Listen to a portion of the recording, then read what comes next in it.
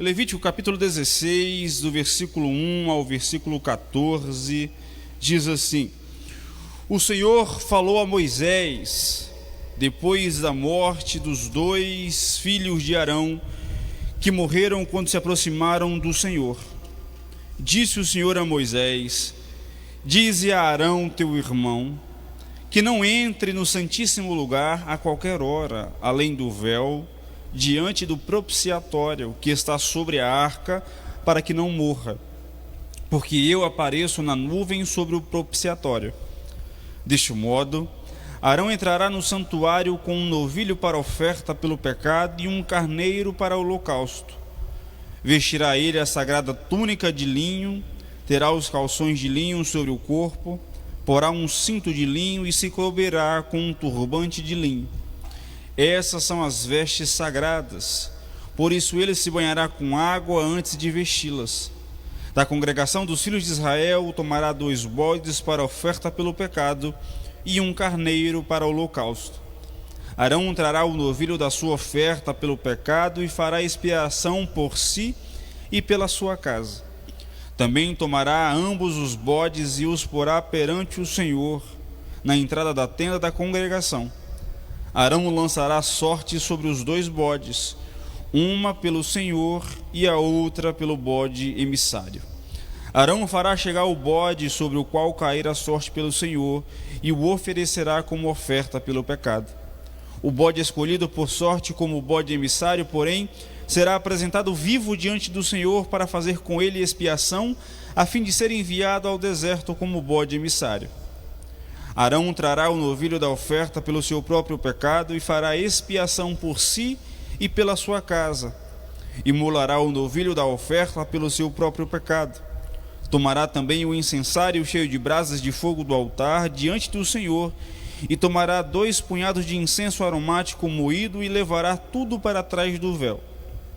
Porá o incenso sobre o fogo perante o Senhor, e a nuvem do incenso cobrirá o propiciatório que está sobre o testemunho, para que não morra. Versículo 14: Tomará do sangue do novilho e com o seu dedo o espargirá sobre a frente oriental do propiciatório, e perante o propiciatório espargirá o sangue 7 vezes com o seu dedo. Amém? Para quem se levantou, pode tomar seu assento em nome de Jesus. Hoje, a nossa lição é a lição 12. A nossa lição, nosso ponto de mensagem começou com o livro de Levítico, livro de Êxodo, e estamos agora no livro de Levítico. Hoje vamos falar sobre o dia da expiação. O nosso textuário da lição é o versículo 34 do capítulo 16 de Levítico, que diz assim: Isto vos será por estatuto perpétuo, para fazer expiação uma vez por ano pelos filhos de Israel, por causa dos seus pecados. E fez Arão como o Senhor ordenara a Moisés. A nossa verdade prática: o dia da expiação servia para que todo o povo eleito se lembrasse de que era uma nação santa, e que o pecado não devia atrapalhar a sua comunhão com Deus. Colocando para a gente, de fato, isso deve ser a nossa verdade prática até os dias de hoje. Compreender que nós somos um povo eleito, uma nação santa, sacerdócio real, e dessa maneira não podemos permitir que o nosso pecado, ou que o nosso estado pecaminoso atrapalhe a nossa comunhão e relação com Deus. Amém? Quem está com a lição, precisamos compreender e entender algumas verdades práticas através da lição. Algumas pessoas, inclusive eu, por diversos momentos, acabamos deixando de lado a prática do estudo dos livros de Êxodo, Números, Levítico, porque temos a sensação que isso, de alguma maneira, não nos agrega, porque vivemos aí no tempo da graça, em um novo tempo. Mas é importante lembrar que faz parte do cânon bíblico, e dessa maneira temos a oportunidade de aprender.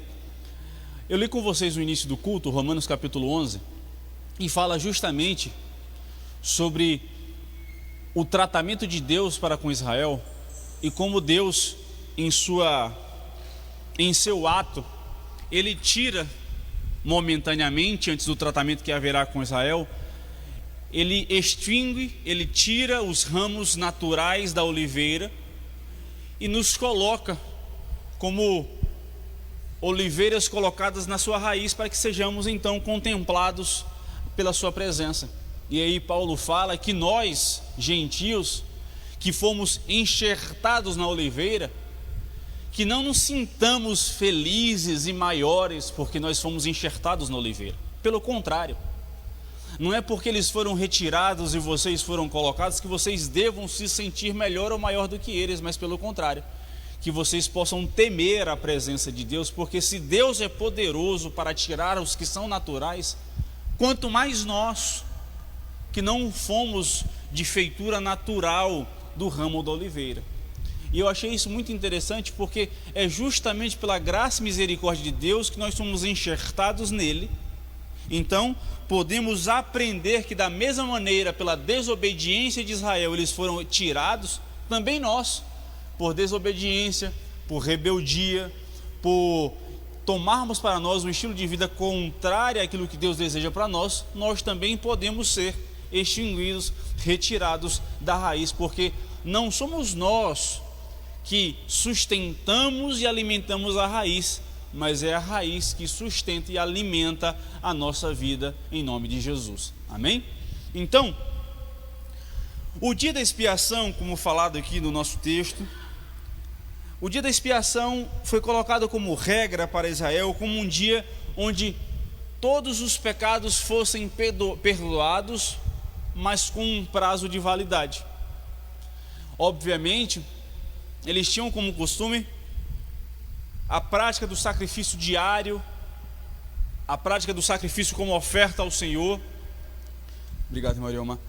Mas existia um dia no ano chamado como dia da expiação, ou Yom Kippur, que era o dia onde eles, através do sumo sacerdote, eles poderiam sacrificar a Deus, através do sacerdote, para que os pecados que não fossem perdoados ou não foram perdoados no último ano, através dos sacrifícios diários, fossem perdoados, e dessa maneira eles poderiam viver mais um de graça e misericórdia, e mais daqui a um ano a gente sacrificasse através do sacerdote mais uma vez, e assim fosse uma rotina cotidiana, anual, da parte de Deus para com eles e da parte deles para com Deus.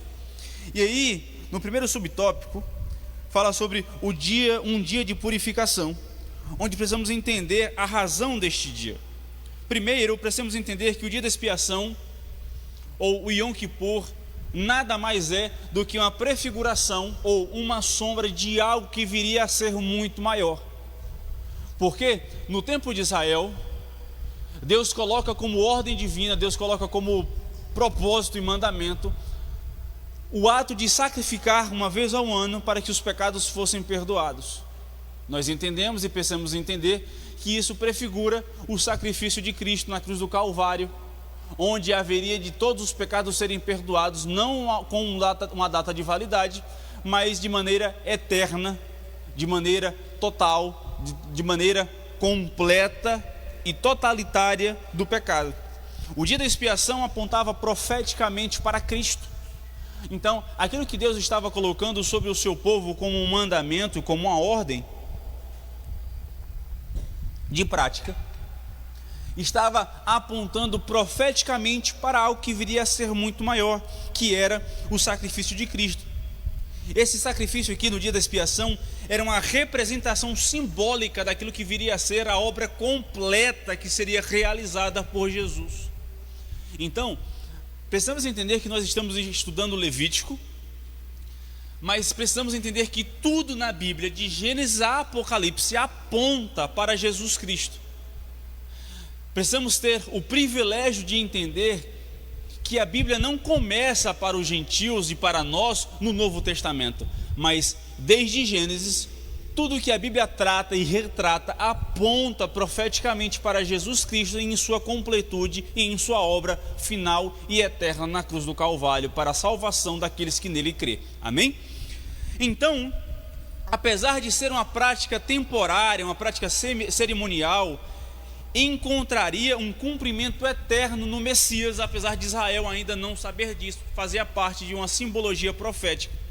Então, precisamos compreender como era a seriedade e a razão deste dia, porque para Israel, apesar de ser apenas um dia, talvez entre aspas, comum, porque eles haviam de viver isso uma vez ao ano, era uma simbologia profética daquilo que haveria de acontecer.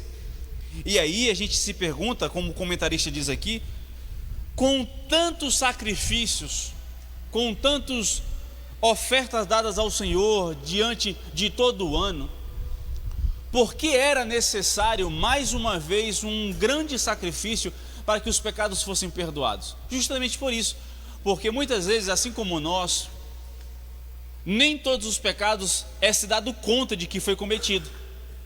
Então, para a expiação dos pecados, para o perdão dos pecados que eles cometiam ao longo do ano, que eles não tinham a noção ou a consciência que havia sido feito, havia um sacrifício que acobertava esses pecados.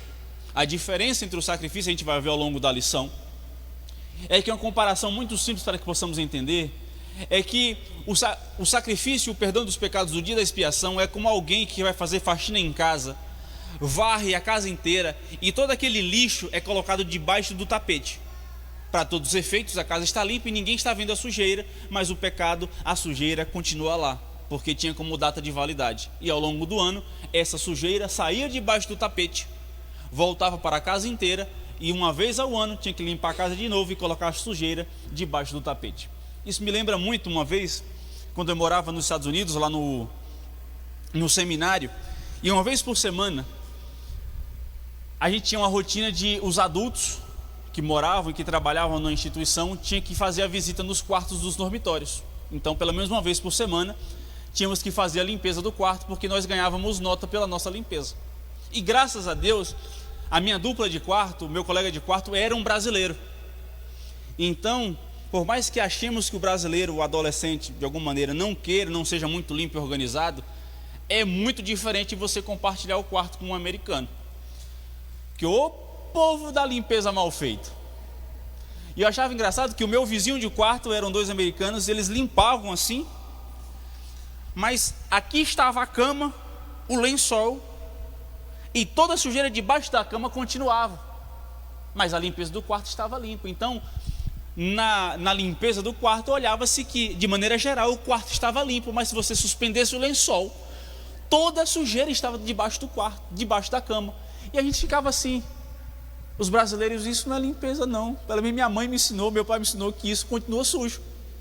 E a gente brasileiro suspendia a cama, suspendia os lençóis, tirava aquela coisa toda. Pelo menos uma vez por semana a gente continuava e conseguia fazer uma boa limpeza. Era basicamente, de maneira simples, o dia da expiação. Eles faziam uma limpeza temporária para, de alguma maneira, validar e perdoar os pecados, para que eles tivessem uma semana ou um ano de validade, para que tivessem uma oportunidade, mais uma vez, de pedir perdão pelos seus pecados. Então, basicamente, era a razão deste dia, era pedir o perdão pelos pecados do ano que havia passado. E aí, precisamos entender que havia uma restrição do acesso ao Santíssimo Lugar. Deus fala com Moisés para falar com Arão: avisa teu irmão que ele não entre qualquer dia, que ele não entre de qualquer maneira, que ele não entre de qualquer sentimento,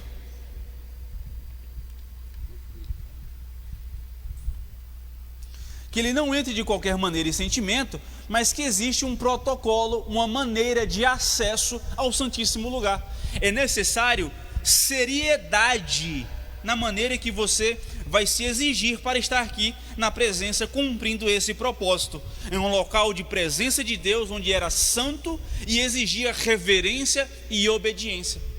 Apesar de nós hoje termos acesso a Deus de maneira direta, sem haver um intermediador, ou sem necessariamente haver um lugar exato, físico, construído, para nós nos colocarmos diante de Deus, é necessário que da mesma maneira ainda devemos tratar a presença de Deus com reverência e obediência, porque a presença dele é santa e irrevogável. Então, Não é que não podemos nos chegar da maneira que nós somos, mas é compreender que a partir daquilo que nós somos, Ele continua santo, e é necessário dar a Ele obediência e dar a Ele todo louvor, toda adoração, porque existe uma maneira séria de nos achegarmos diante dEle. Não é chegar diante de Deus de qualquer maneira, ou de uma maneira leviana, mas é entregar a Ele todo o respeito, toda a seriedade, responsabilidade e santidade e purificação nossa, porque nos achegaremos a Ele, que é santo. É que o texto bíblico diz: sede santos, porque eu sou santo. Então, da mesma maneira que eu sou, eu desejo que vocês sejam, porque eu sou, e também em minha presença. É necessário compreender e entender que os sacrifícios diários não bastavam. Não bastava, trazendo agora para o nosso tempo, eu vou sempre tentar aplicar, porque dói e coça na minha cabeça, quando a gente entende muito de uma lição bíblica ou de um texto bíblico, mas a gente não traz a aplicação diária na nossa vida. Então, segundo o comentarista, vamos entender que os sacrifícios diários não bastavam. Em outras palavras, o culto, somente vir para a igreja no domingo, somente vir para a igreja na terça-feira, somente vir para os cultos na igreja, mas o culto individual em casa, o culto individual no trabalho, o culto individual juntamente com minha família, o culto individual quando eu estou no carro adorando a Deus, não é feito. O culto diário na igreja não basta quando a minha vida individual eu não coloco diante de Deus. Os sacrifícios diários não bastavam porque eles não cobriam a totalidade daquilo que eles viviam em pecado por serem rebeldes diante de Deus. Então, havia sacrifícios contínuos, mas o pecado humano ia além das ofertas rotineiras. Em outras palavras, o nosso estado pecaminoso é maior do que a nossa prática de vir ao culto 2, 3 vezes por semana. Se o cristão entendesse que a nossa vida cotidiana, que a nossa vida a todo instante, a todo momento, deve ser um culto ao Senhor, porque o nosso estado é muito pior do que aquilo que nós oferecemos a Deus, teríamos a consciência de oferecer muito mais a Ele, para que cobrisse aquilo que nós somos. Em outras palavras, eu sou tão ruim, nós somos tão ruins pelo nosso estado pecaminoso, que o nosso prazer deveria ser estar constantemente diante de Deus prestando o culto. Não estou dizendo que é estar constantemente dentro da igreja de 4 paredes, mas é ser igreja constantemente adorando a Deus, independente de onde eu esteja. Porque o nosso culto, isso aqui, não é suficiente como adoração ao Senhor. Não alcança nem o nosso melhor diante de Deus. Só que nós vivemos de um conceito onde nós nos agradamos de bater o ponto 1, 2, 3, os que vêm muito, 4 vezes por semana. Vim na igreja, levantei a mão para o céu, disse o nome de Deus e legal, garanti o meu acesso ao céu. Mas eu preciso entender juntamente com vocês que salvação e vida cristã não é a mesma coisa, mas salvação e vida cristã é um complemento para o outro. Eu tenho vida cristã porque eu sou salvo, e se eu sou salvo eu tenho vida cristã. É justamente isso que acontecia com eles. Os sacrifícios que vocês prestam diante de Deus não são suficientes, porque o seu estado pecaminoso, o seu estado rebelde é tão maior que eu vou dar a vocês uma oportunidade de sacrificar uma vez por ano para perdoar o que vocês não sabem que vocês fazem. Então, é um privilégio nosso ter a oportunidade de prestar culto a Deus a todo instante, não depender de um dia no ano, e nós não valorizamos. E quando eu digo nós mesmos, eu e tu e eu, 100% de quem está aqui. Porque se você fizesse 100% do que Deus queria, tu não estava aqui, tu já tinha sido arrebatado. Então eu e você, se nós compreendêssemos que é estar diante de Deus de maneira 100%, a carruagem de fogo já tinha passado, a gente já tinha seguido com arrasta para cima igual a Elias. Então, se nós estamos aqui, ainda temos a oportunidade de aprender e compreender a importância do dia de estar diante de Deus, que não é somente um dia no ano, mas é a todo instante, a todo momento, em todo o contexto. Vamos seguir.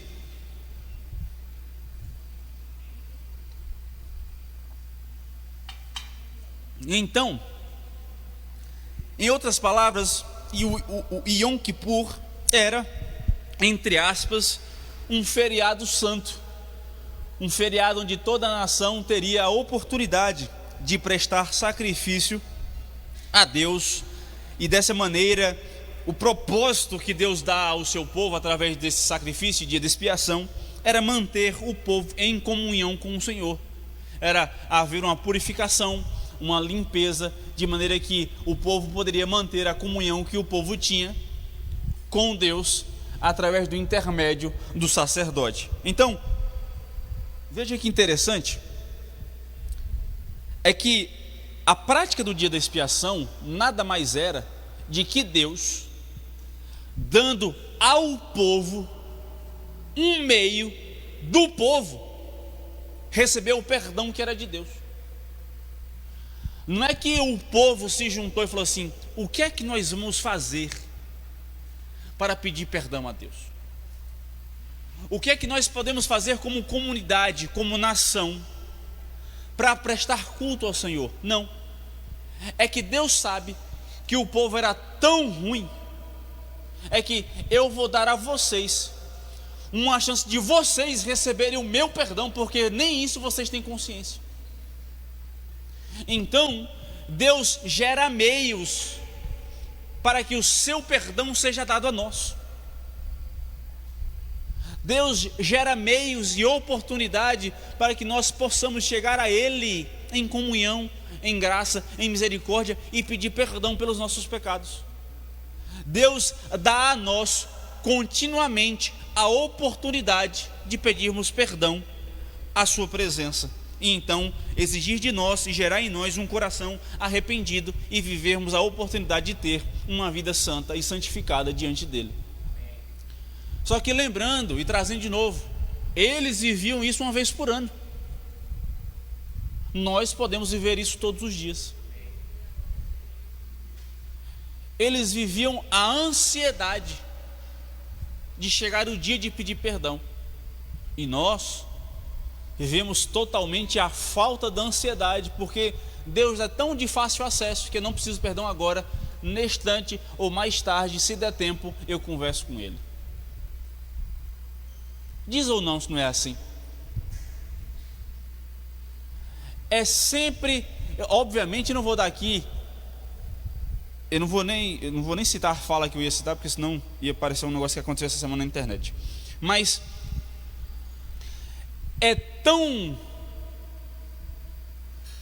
estamos vivendo uma vida tão acelerada que esquecemos de ver as pequenas coisas. E aí eu estou lendo um livro agora, As Coisas que Você Vê Quando Desacelera. Um livro muito legal, não é um livro difícil, é um livro curto, pouco menos de 200 páginas, mas é uma leitura muito leve, com alguns trechos de poema e tal. Então é um livro muito legal que, se você quiser ler, compre. Tá? Eu não vou dizer baixe da internet, porque o autor não vai gostar disso, mas compre, e se houver outros meios, você se vê com Deus. Mas é um livro muito interessante, porque a gente começa a ter noção daquilo que nós deixamos de ver, porque não valorizamos a presença.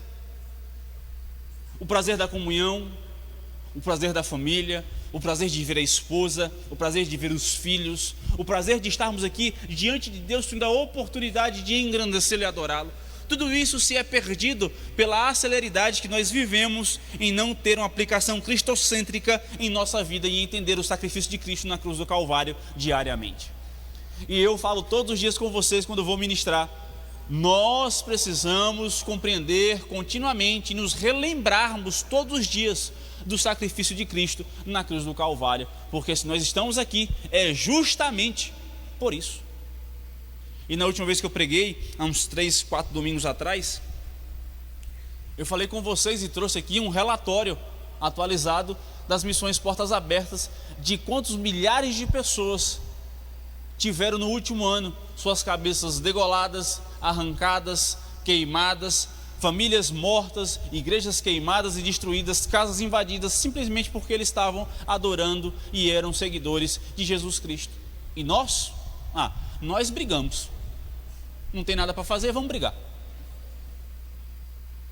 Porque o interessante, eu vi um vídeo essa semana de um missionário em algum país da África, no meio do vale, com alguns papéis na mão, porque a Bíblia estava bem rasgada, as pessoas sentadas no chão, ouvindo ele pregar. Ele com roupas velhas, porque obviamente não tinha shopping no meio do vale, as pessoas também com roupas desgastas, mas o que eles queriam era se juntar para escutar a palavra. Não tinha dias de culto, não tinha dias de reunião, não tinha dias de curso, não tinha dias de brincadeira, não tinha dias de resenha, não tinha dia de churrasco, não tinha dia de curso de homem para mulher, departamento, não tinha nada. Só tinha um homem se deixando gastar para pregar a palavra e pessoas ansiosas para ouvir a palavra. E através disso, alcançarem outras pessoas pelo privilégio da graça e misericórdia que eles estavam vivendo. É por isso que eu digo, a gente não compreende nem a nossa realidade, quanto mais compreender a realidade de Israel, através de palavras. A gente vê o contexto real acontecendo aqui a alguns milhares de quilômetros, onde nesse exato momento existem pessoas sendo queimadas, outras escondidas e outras debaixo de cavernas, e nós estamos aqui, sobre teto sobre nossa cabeça. Pastor, está calor. Mesmo assim, não tem a polícia batendo na tua porta te impedindo de cultuar ao Senhor. É o que a gente fala, é o que eu falo todos os dias da falta de compreensão do privilégio que nós temos. A gente ainda não começou a ter a compreensão.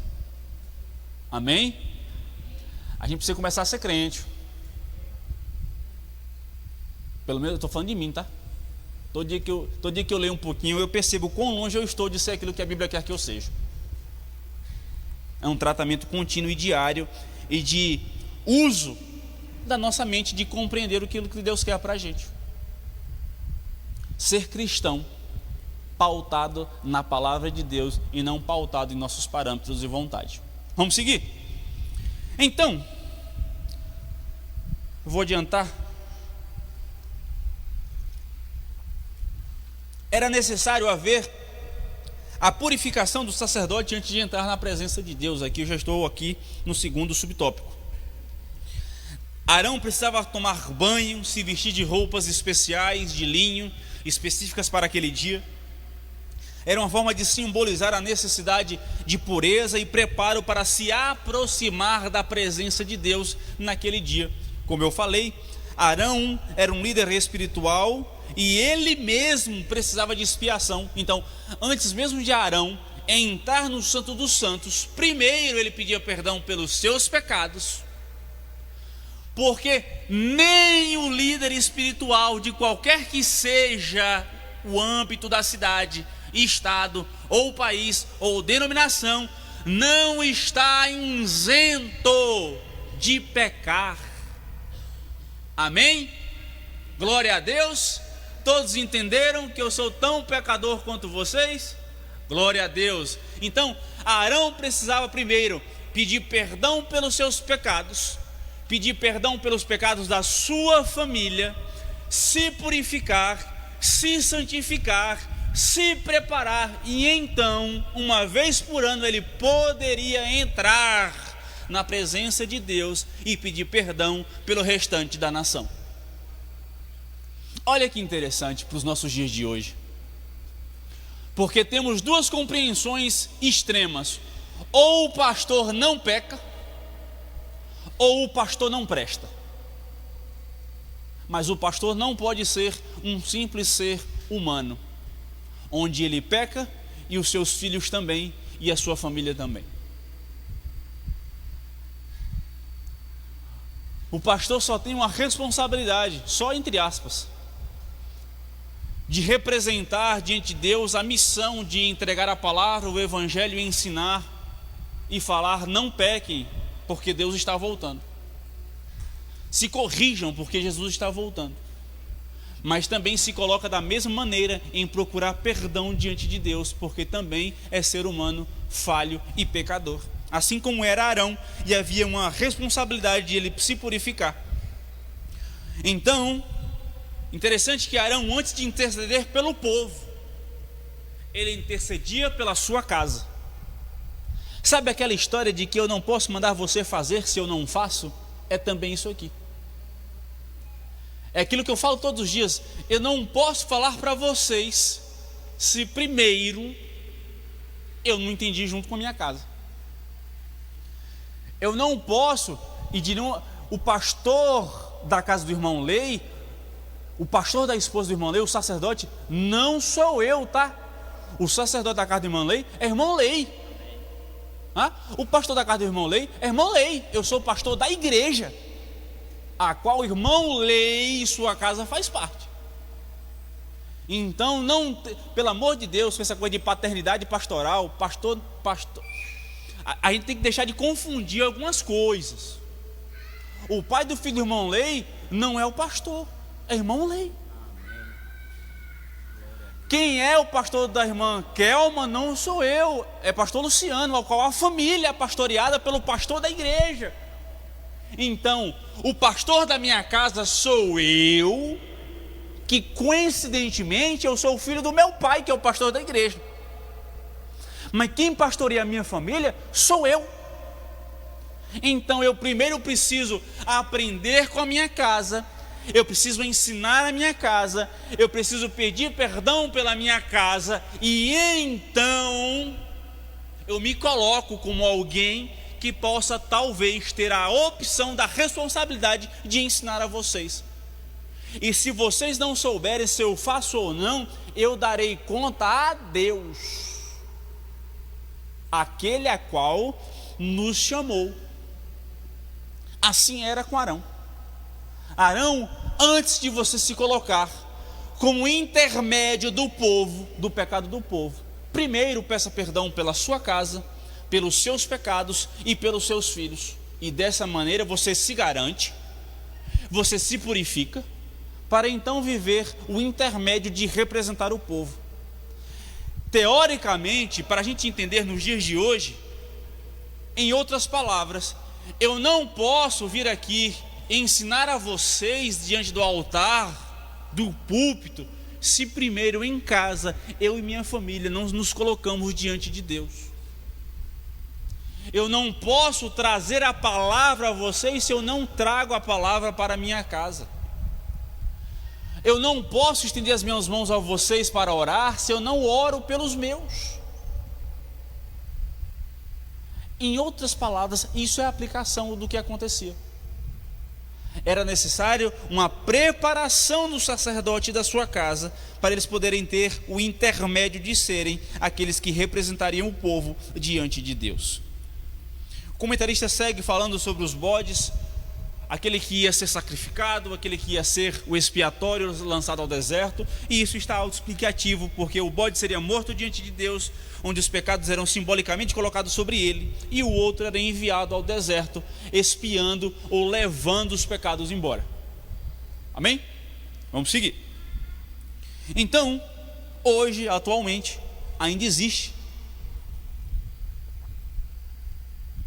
o Yom Kippur, uma vez ao ano. A gente pode ver aí pelas redes sociais, hoje, ter acesso à tradição que ainda eles fazem, o Yom Kippur. Hoje ainda não existe mais, atualmente, o sacrifício dos animais, porque não existe mais o templo onde eles haveriam de fazer isso. Então hoje eles celebram o dia do Yom Kippur com jejum e orações. A gente vê, por exemplo, aí ao longo de jogos, atletas, etc., que ao longo dos jogos existe a regra de parar para eles prestarem a oração, prestarem o jejum e colocarem em prática aquilo que eles entendem como ainda um feriado santo de adoração ao Deus de Israel. Amém? Então, seguindo também para o próximo tópico, o segundo tópico, nós vamos falar sobre o nosso sumo sacerdote. Amém? Então, precisamos compreender que Arão é ou era um sacerdote limitado pelo seu pecado. Arão, como eu falei, precisava oferecer sacrifício por si mesmo e por sua casa antes de interceder pelo povo. Ele era tão pecador quanto todos os demais e por isso sua limitada função em ser mediador, precisando se purificar. Isso evidencia que nenhum homem, por mais santo que pareça ser, pode ou poderia se aproximar de Deus sem a expiação dos seus próprios pecados.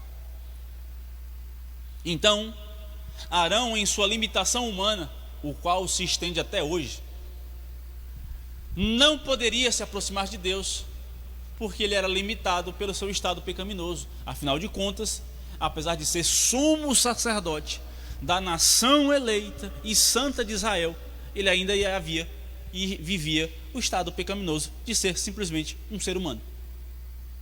Só que, graças ao nosso bom Deus, o nosso sumo sacerdote, Jesus Cristo, é o sumo sacerdote perfeito, a qual, ao contrário de Arão, Jesus não tinha pecado.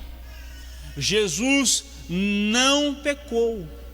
Ele é perfeito, por isso não precisou oferecer sacrifício por si mesmo, mas ele em si era o próprio sacrifício pelo povo.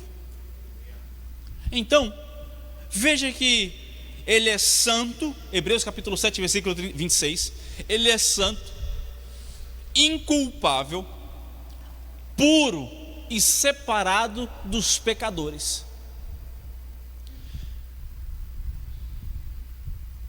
Jesus, ele é completo. E nós temos a graça e misericórdia de viver o privilégio de Jesus ser o nosso sumo sacerdote e não um ser humano fazendo esse intermédio. Jesus sacrificou ou se sacrificou por nós, pela minha vida, pela sua vida, pelos nossos pecados. Não foi um homem que matou um bode anualmente, mas foi o próprio Cristo que se colocou na cruz do Calvário como sacrifício, derramando o seu próprio sangue, a qual cobriu e perdoou e pagou pelo preço dos nossos pecados de maneira completa, total, pagando tudo aquilo que haveria de ser pago e que nós não poderíamos de haver de pagar. Veja, a perfeição moral e espiritual o torna plenamente apto para nos representar diante de Deus. Veja que Levítico, no capítulo 21, exigia que o sacerdote não podia ter defeitos, entre aspas, físicos, ou como a gente diz hoje, variações anatômicas. Não podia ser coxo, segundo a palavra de Deus de Levítico capítulo 21. Não poderia ser corcunda, não poderia ter o pé torto ou quebrado. Então exigia-se que o sumo sacerdote mostrasse visivelmente que ele era perfeito aos olhos dos homens. Mas hoje, em Cristo Jesus, percebemos que ele era completo e perfeito, primeiro, internamente. Ele não havia pecado. Não havia pecado nele, ele era perfeito em seu caráter e personalidade. A sua mediação era plena, eficaz e definitiva. Por isso 1 Timóteo capítulo 2, versículo 5 diz que ele é o único mediador entre Deus e o seu povo. Veja que era necessário uma figura que parecia não haver defeito espiritual, porque em sua forma corpórea e carnal não havia nenhum tipo de variação. Então, uma pessoa no Antigo Testamento que aparentemente não tinha algum tipo de variação, parecia que não tinha defeito espiritual, então poderia representar o povo. Mas Jesus, primeiro, ele era perfeito espiritualmente, para que ele fosse perfeito em sua vida carnal aqui na terra, onde ele se viveu e morreu por mim e por você. Então, para a honra e glória do Senhor, Jesus Cristo é o único mediador nosso para com Deus, não havendo necessidade de haver outro sacerdote homem entre Deus e nós. Imagine se a gente não estaria quebrado na emenda se eu ou você fôssemos o sacerdote que representaria a gente hoje aqui. Pense comigo. Vamos usar um pouco da nossa criatividade, do nosso cognitivo, e pensar um pouco. Se você fosse o sacerdote que representaria a gente que está aqui hoje, Deus receberia você na presença dele? Ou você sairia arrastado por uma corda porque você morreu diante da presença dele? Porque isso que acontecia. A gente viu semana passada com o pastor Luciano Félix, que ele finalizou a lição falando disso, que o sacerdote entrava no Santo dos Santos segurado de uma corda, cheio de campainhas ao longo do corpo, porque se Deus recebesse o sacrifício do Yom Kippur, a presença era tão forte que ele ia pular de alegria, de presença, que os sinos iam... Mas se ele entrasse e não tivesse barulho nenhum, lenhou, o sacerdote morreu. E como a gente não vai entrar, a gente puxa pela corda, tá? E vem só o corpo, e aqui fora a gente pega e enterra. Se eu e você dependêssemos de nós, de um aqui, entrar na presença de Deus, para ver se ele perdoaria o nosso ano de pecado que se passou e garantir o próximo ano, quem aqui sairia vivo? Levanta a mão. Se Deus tratasse com a gente igual tratou com Israel,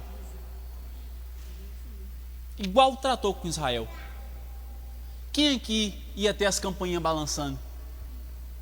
Porque a gente não aguenta ver um movimento que já quer fazer um monte de balancinho, mas na presença de Deus de maneira real, quem é que ia ganhar? Quem é que ia garantir o balanço da presença de Deus?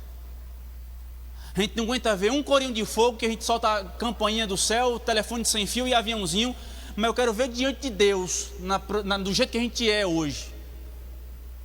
Nada contra, pelo amor de Deus, a manifestação de cada um de maneira individual, mas eu estou dizendo que nós muitas vezes fazemos muito barulho para pouca presença,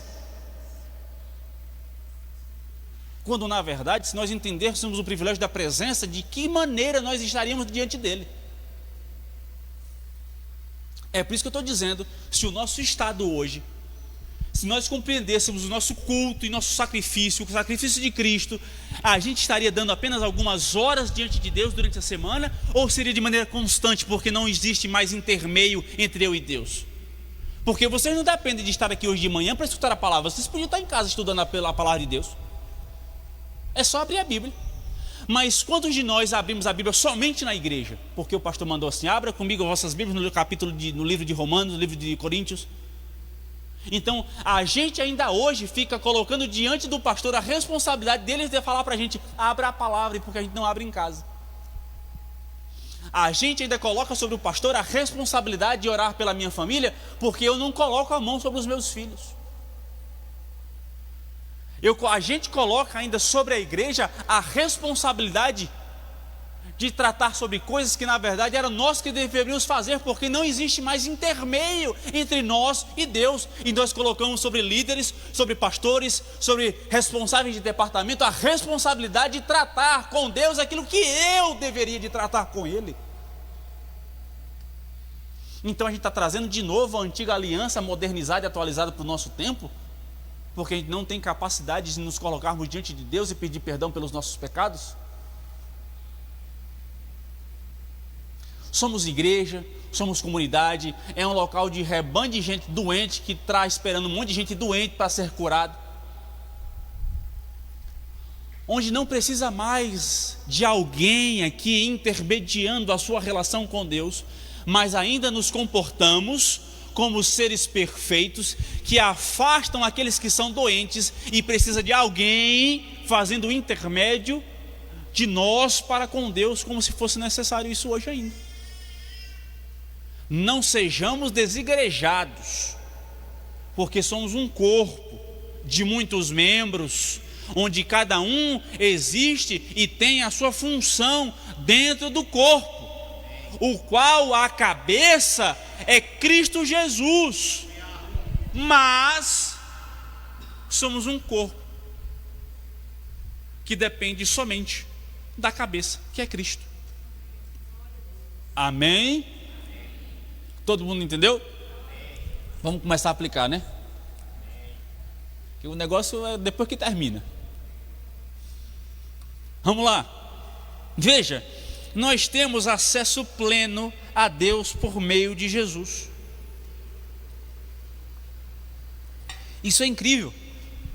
Quem crê em Jesus, eu falei essa semana com minha avó e meu avô. A gente estava lá, os netos reunidos. Obviamente, né? Não vou dizer todo o contexto, mas a avó fez assim: eu oro tal por alguém assim, assim, assim.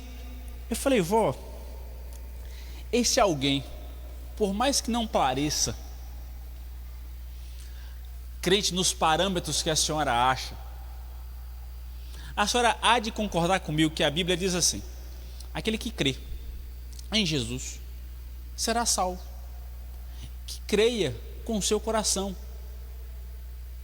E aí eu fiz o apelo: tu crê em nome de Jesus, que Jesus é Filho de Deus? Creio que Ele desceu na terra como homem e sacrificou a sua vida na cruz do Calvário, derramando o seu sangue por minha vida e por tua vida. Creio. E tu crê que tu serás salvo se tu crê nele? Creio. Falei: vó, se eu entendi certo, ele está salvo. Eu posso estar entendendo errado, mas pelo menos o texto bíblico diz que a partir da crença dele, agora ele tem que mudar a vida cristã. Mas a salvação começa com a decisão de se colocar diante de Deus e crer que Ele é o Senhor e Salvador da nossa vida. Agora ele precisa ser transformado, viver a mudança, onde eu e a senhora também. Porque tem coisa que a gente faz que ele não faz e a gente está errado, e tem coisa que ele faz que está certo que a gente não faz. Eu falei: aí, ajoelha todo dia antes de, quando vai levantar, ora toda hora, ora pelo alimento, ora porque vai sair na esquina. Ele ora mais do que eu. Tem vezes que eu deito e esqueço de orar, já estou lá, ó, dormindo. Ele não dorme sem orar. Eu não posso julgar a vida dele, porque tem coisa que ele faz que é melhor do que eu, que estou dizendo que sou crente e estou num parâmetro que agrada a maioria. E é isso o nosso erro. A gente coloca o crente dentro de uma caixinha onde não representa aquilo que a gente acha que é certo ou errado. A gente fica dizendo: tá vendo? Não é crente, tá vendo? Precisa de salvação. Oh, santo e santa irmã e irmão, tira o travessão do teu olho, tira a barra de ferro que está no teu olho impedindo, antes de tirar o cisco do irmão que está na tua frente. E aí, interessante, que normalmente eu uso de um contexto muito diferente, mas serve para a gente hoje. É o que Jeremias falou em Lamentações 3, 36 a 38. Cada um queixe-se dos seus próprios pecados. Em outras palavras, cada um cuide da sua vida, em vez de cuidar do pecado do irmão e do pecado alheio. Foi o que eu falei um dia desse: se nós gastássemos o nosso tempo reparando os nossos pecados, cultuando a nossa vida a Deus, não teríamos tempo de ficar cuidando do pecado do outro e apontando. É justamente então que temos a compreensão de que em Cristo temos a liberdade de entrar no Santo dos Santos. O que é isso? Na presença de Deus. Só que nós tratamos a presença de Deus como algo ou inalcançável, ou com algo tão comum quanto esse batismo aqui, ó. Desculpa aí, Tim, a imagem aqui, não sei se vai pegar. É tipo assim: Santo dos Santos, eu só estendo a perna e entrei. Aí fica essa brincadeira de entra e sai, de entra e sai, de entra e sai, e não representa a verdade da presença de Deus. E presença de Deus não é para você brincar, mas é para ter seriedade ao estar na presença dele. E isso conta quem você é dentro da presença e quando você não está, entre aspas, na presença dele, vivendo a sua rotina. Nós não temos a compreensão da seriedade. A gente está brincando muito. A gente vive esse tempo da graça como se fosse algo mais fácil, mas requer de nós muito mais responsabilidade, porque no Antigo Testamento que nós estamos lendo o livro de Levítico, está na conta de Arão. Porque se Arão não se purificasse e ele morresse, o povo ia continuar vivo o ano inteiro, porque o próximo sumo sacerdote prestava sacrifício daqui a um ano. Então está na conta de Arão ele se purificar, a família dele, os filhos dele. Então se ele tiver bom e conseguir entrar na presença, ele pede perdão pelos nossos. Está na conta dele. Mas agora deixa eu falar para vocês, o pecado de vocês não está na minha conta e o meu não está na conta de vocês não. Cada um pague a sua. Eu não posso me garantir na sua fogueira não, irmão Lei. Eu posso até me esquentar de vez em quando aqui, pegar um calorzinho da fogueira que o senhor acendeu, mas vai chegar no final de contas que se eu não tiver acendido a minha fogueira, quando o irmão Lei for arrebatar de subir, eu fico aqui passando frio. Então cada um cuide de mandar e de ter a responsabilidade de manter a sua chama e responsabilidade com seriedade diante de Deus, a qual qualquer um cuide da sua vida. Arthurzinho tem 2 anos e 4 meses. Arthur não tem capacidade de manter a própria chama acesa ainda, mas ele precisa aprender com seus pais para quando chegar o tempo ele mantenha, porque senão, papai e mamãe fez a parte, papai e mamãe ensinou, mas se tu não seguiu, papai e mamãe vai ficar triste, mas vai ficar triste no céu. Eu vou ficar triste, mas vou ficar triste no céu, e tu vai ficar triste em outro caminho. Vocês entenderam que cada um tem a responsabilidade de cuidar da própria vida espiritual, porque nós temos acesso a Deus por causa de Cristo e não por causa de um homem? Precisamos viver a seriedade da presença de Deus, é o que o nosso texto diz. Eu vou tentar adiantar, em nome de Jesus. Veja, o sistema levítico, ele era repetitivo, temporário, anualmente. Se tinha um sacrifício de Cristo, rebobina. Anualmente tinha um sacrifício do bode expiatório para garantir o ano. Então era algo repetitivo, era algo que precisava fazer continuamente para que esse sistema se mantesse em pé.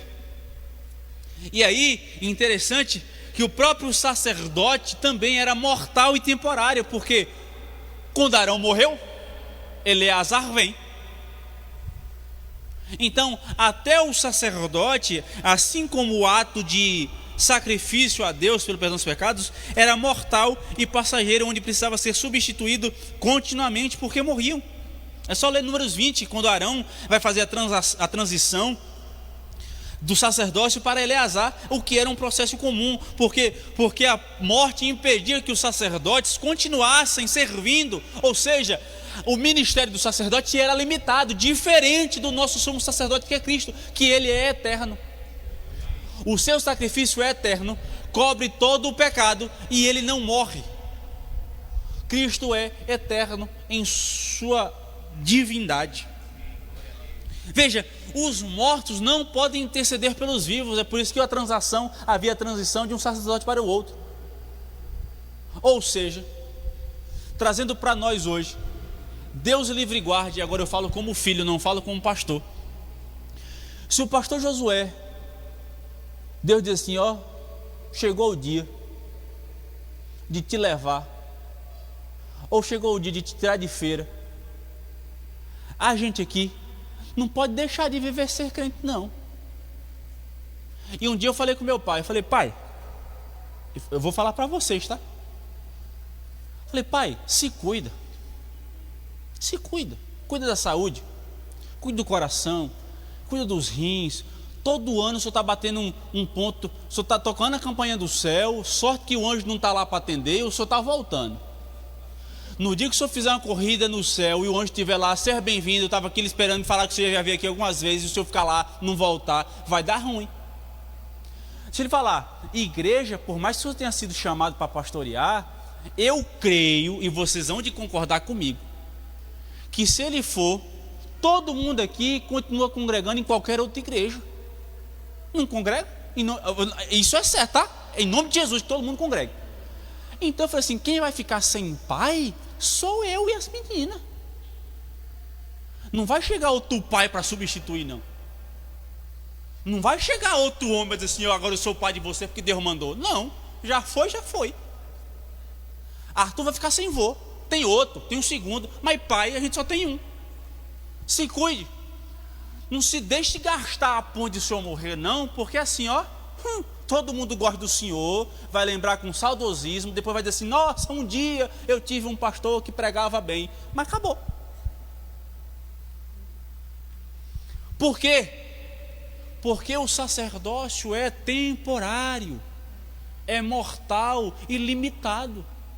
Se ficar doente, não vem. Se ficar limitado por alguma coisa, não vem. Se pegar uma gripe, homem quando pega gripe é igual quando uma mulher vai parir, é o mesmo sentimento e sensação. Dói tanto quanto. Então, se a gente pegar uma gripe, a pessoa não vem. Por quê? Porque nós, como homens carnais, somos limitados. A nossa responsabilidade, repito, a nossa seriedade, a nossa vida cristã, a nossa coluna de sustentação, a nossa pedra angular, como diz Efésios capítulo 2, versículo 20, não é o homem, mas é Cristo Jesus, a qual está edificado sobre o fundamento dos apóstolos. Assim diz Paulo aos Efésios capítulo 2, versículo 20, 21 e 22. Ou seja, a nossa pedra de sustentação da nossa vida cristã não são homens e mulheres, não são representantes, não são líderes, não são homens e mulheres redundamente falando e repetindo, mas é Cristo Jesus. Isso então traz a compreensão de que os mortos não podem interceder pelos vivos. Os mortos não podem ajudar ninguém. Isso é uma afirmação teológica forte, mas verdadeira. Amém? Glória a Deus. Todo mundo está entendendo? Amém. A boa nova do Evangelho é que Jesus está vivo. Segundo Hebreus capítulo 7, versículo 23 e 24, vamos entender que o seu sacerdócio é eterno. Ele não precisa transferir as suas vestes de sacerdócio para outro que venha, mas ele é um único e suficiente sumo sacerdote para sempre, em nome de Jesus. Então, nós vemos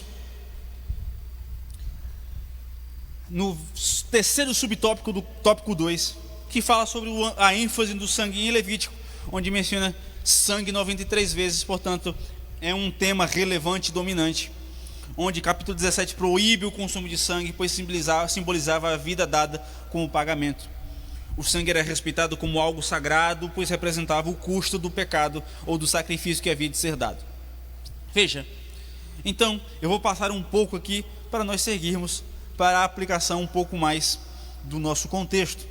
Terceiro tópico é sacerdotes e levitas, e estou quase caminhando para a nossa conclusão já no terceiro tópico. Amém? Veja, o comentarista fala primeiro aqui no primeiro subtópico do tópico 3, a reverência e temor no serviço. Esse tópico aqui, estudando, posso estar enganado, mas ele saiu um pouquinho daquilo que nós falamos anteriormente sobre o sacrifício de Cristo e traz um pouco mais sobre o ato de serviço e temor do serviço do sumo sacerdote dos levitas no reino de Deus. Eu queria que muitos estivessem aqui nesse momento para a gente entender, ouvir, né, aquilo que a gente faz ou que nós deixamos de fazer, mas infelizmente faz silêncio, Jones, vamos voltar para a lição. Amém? Vamos lá. A lavagem dos sacerdotes era símbolo de pureza interior, como eu falei lá anteriormente. Todos aqueles que exercem um serviço e exerciam um serviço no templo do Senhor como Arão, como sacerdote, como os levitas que trabalhavam na tenda, na desmontagem, na montagem, nos utensílios, todos precisavam passar por um protocolo de pureza, de purificação da sua vida. Não era apenas uma questão de higiene externa, parecer que estava limpo, mas era um ato simbólico de me consagro para o ato de servir a tenda, o templo do Senhor, servir ao Senhor. Assim como a gente tem o costume de consagrar aquilo que vai ser usado na casa de Deus, existia o ato de consagrar aqueles que haveriam de servir. Por que a gente fala, por mais que a gente às vezes acaba falando de maneira leviana, quando de leviana não é ruim, mas de maneira simples, é que, Senhor, me faz como instrumento da tua casa, me faz um instrumento do teu nome, me faz um instrumento em tuas mãos. Mas é literalmente para a gente perceber como a gente às vezes acaba levando as coisas de maneira não tão séria. Não vou falar na brincadeira, mas não tão séria. Como é que eu oro a Deus? Me usa como instrumento em tuas mãos, e eu consigo deixar de ser instrumento e virar instrumento quando eu quero. Na minha cabeça isso não dá. Ou eu sou instrumento de Deus, ou eu não sou. O utensílio que as irmãs que cozinham, que os irmãos que cozinham na cozinha, sei lá, um liquidificador, ele não deixa de ser liquidificador porque a gente deixou de usar ele depois de fazer o suco. Ele continua sendo um liquidificador. Mas a gente gosta de deixar de ser instrumento quando a gente quer, e quando é oportuno, Senhor, me usa como teu instrumento. Aí a gente sai da presença de Deus, a gente deixou de ser instrumento, a gente vai viver como a gente quer. Aí a gente viu que deu errado, a gente quer ser usado por Deus como profecia, Senhor, me usa no teu instrumento. Aí eu pequei a semana inteira, mas vou pregar no domingo, Senhor, me usa hoje como teu instrumento. Aí todo mundo aqui viveu a semana desgramada. Aí chega no domingo, Senhor, usa o pastor como instrumento para fazer milagre em minha vida. Aí a conta não fecha. Mas o ato de consagração do sacerdócio, do sacerdote, dos levitas, era um ato de consagração, por quê? Porque todas as vezes que eles fossem fazer o ato de serviço, eles precisavam se purificar. É o que eu digo de novo e trago da nossa responsabilidade nos dias de hoje. Por quê? Porque a gente não se purifica para vir à igreja, a gente não se purifica para prestar culto ao Senhor. Mas o que é que Paulo fala? Que nós sejamos como um culto constante, como uma oferta de sacrifício constante, renovando a nossa mente constantemente, não se deixando ludibriar pelo mundo constantemente. É o que Paulo diz. Ou seja, a nossa purificação, diferente daqueles que estão aqui nesse contexto que nós estamos estudando, é que o nosso ato de purificação deve ser de maneira constante, a todo instante, a todo momento, porque a nossa vida está diante de Deus como um ato de serviço e instrumento em suas mãos. É por isso que eu digo que às vezes dá a sensação que viver na época da lei era muito mais fácil. Eu só preciso me purificar quando eu for servir. Quando eu não for servir, eu vou viver minha vida. Só era pecado quando o pecado era descoberto. Só era pecado se o pecado fosse cometido. Enquanto eu estivesse pecando, não era pecado, pensando. Mas hoje, Jesus vai colocar assim: se pensar, está errado. Se pensar, está pecando. Se ninguém viu, pecou também. O ato de purificação era uma vez. O ato de purificação de Arão era uma vez no ano, por dia da expiação. Mas vocês, quanto às suas famílias, é todo dia. É você pensar nos seus filhos todo dia, é você pensar na sua esposa todo dia, no seu marido todo dia, orar por eles, interceder por eles, procurar servir, procurar ser exemplo todo dia. É o ato, então, de purificação. Então, o ato de lavagem dos sacerdotes e levitas não era somente um ato de higiene, mas um ato de pureza, simbolicamente, de pureza e consagração à vida e da vida ao serviço do Senhor. Ou seja, isso ensinava que Deus se importa mais com o coração limpo do que com a aparência externa. Se eu tenho uma mente e um coração consagrado e purificado diante de Deus, a transformação externa é uma consequência. Mas muitos vivem uma purificação externa, onde o coração não é alcançado. É por isso que eu digo que viver hoje é necessário uma responsabilidade e uma seriedade que nós não estamos tendo em sua completude. Veja, a liderança de Arão, de Moisés, de todos aqueles que estavam aqui, como dos levitas, era uma liderança que exigia obediência e reverência. E quando eu digo obediência e reverência, não é obediência do povo para com eles, mas era uma obediência e uma reverência de entender que não estão acima da palavra de Deus, ou seja, eles devem ser os primeiros a obedecer. Os líderes, os sacerdotes, os levitas, quem representa, devem ser os primeiros a obedecer, os primeiros a se santificar, os primeiros a se justificar, os primeiros a buscar a presença, os primeiros a estudar, os primeiros a crescer na presença de Deus, para que possam ser exemplos de vida consagrada a Deus. Volto a dizer, eu não posso ensiná-los sem primeiro aprender. Eu não posso pregar purificação se eu não vivo purificação. Eu não posso pregar sobre o prazer e o privilégio, muitas vezes, não estou dizendo que eu preciso ter uma família perfeita, mas preciso ter o privilégio de entender que eu faço tudo aquilo que eu posso para ter uma família diante de Deus. Não é que eu tenho um filho santo, uma mulher santa e sou santo, mas é que eu, como casa e família, como obreiro chamado a serviço de Deus, preciso fazer tudo o que eu posso com a minha família. Não é que eu tenho que ser perfeito para ensinar, mas é entender que eu faço tudo, e então me coloco na posição de dizer assim, faça também. Por quê? Porque os líderes não estão acima da responsabilidade, os pastores não estão acima da responsabilidade, os ministros de louvor não estão acima da responsabilidade, pelo contrário, estão primeiro diante dela. É por isso que nós, como igreja, temos que, entre aspas, compreender que nós que somos representantes de alguma maneira do Evangelho, nós somos cristãos, somos representantes do Evangelho lá fora, temos que ser os primeiros a viver uma vida que condiz com o que nós falamos, que nós acreditamos. Diferente disso, somos hipócritas. E para mim está sendo bem complicado, porque nós estamos vendo uns contextos aqui, dentro e fora, tanto na igreja quanto na nossa vida pessoal, que nós não representamos o Evangelho de Cristo.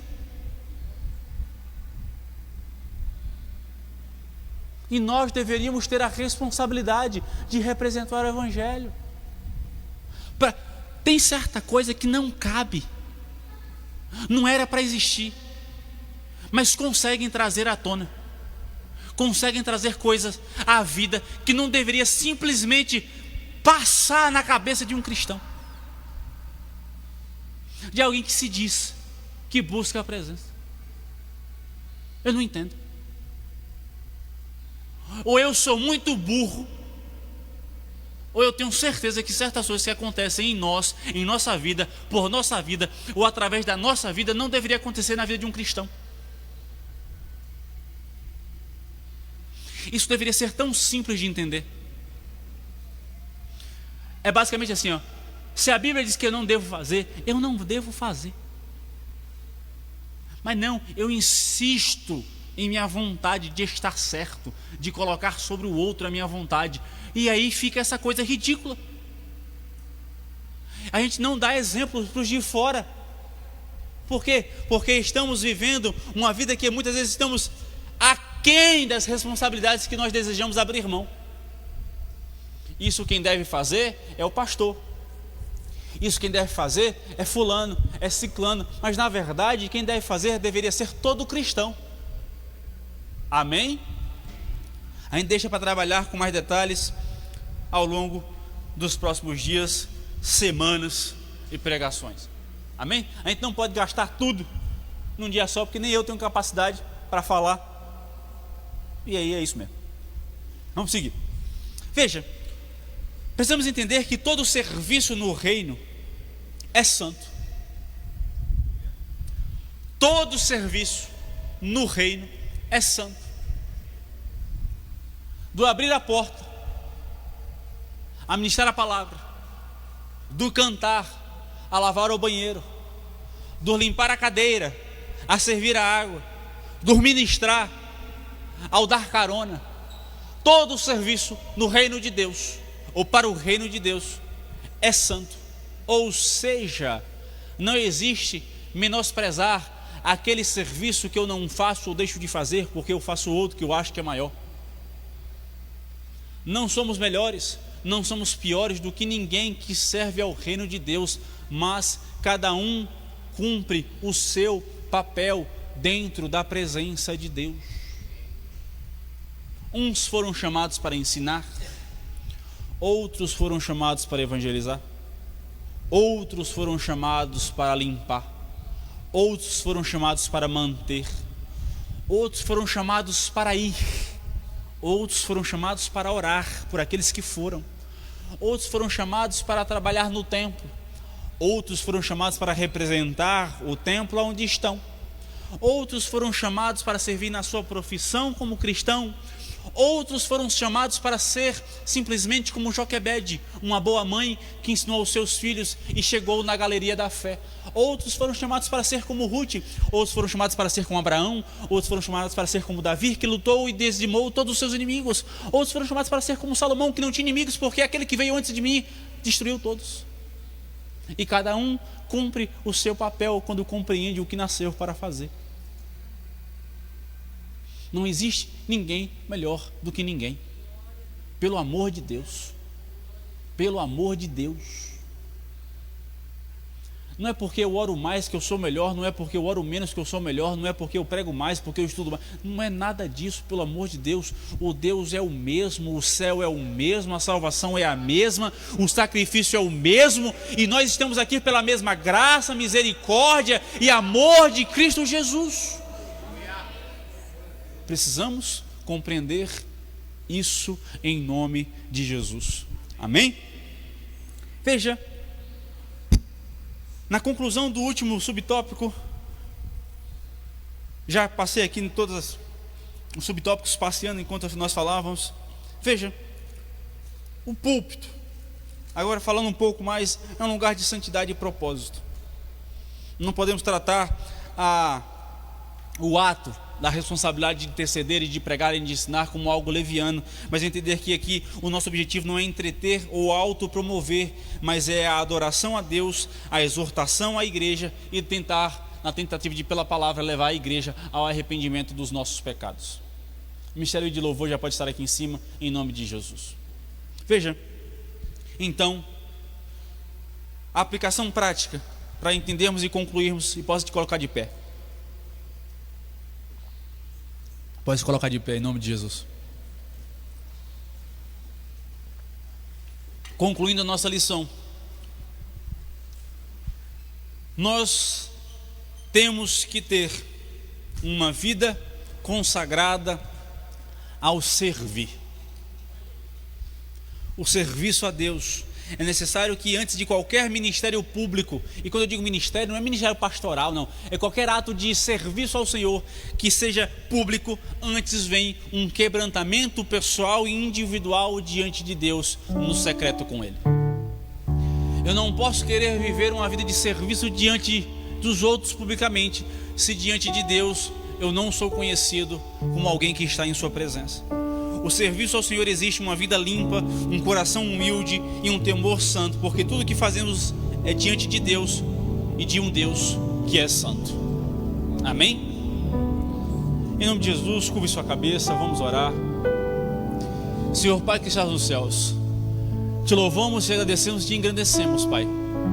Declaramos que Tu és o nosso Senhor e o nosso Deus, onde neste dia, Pai, possamos e podemos aprender um pouco mais da Tua palavra.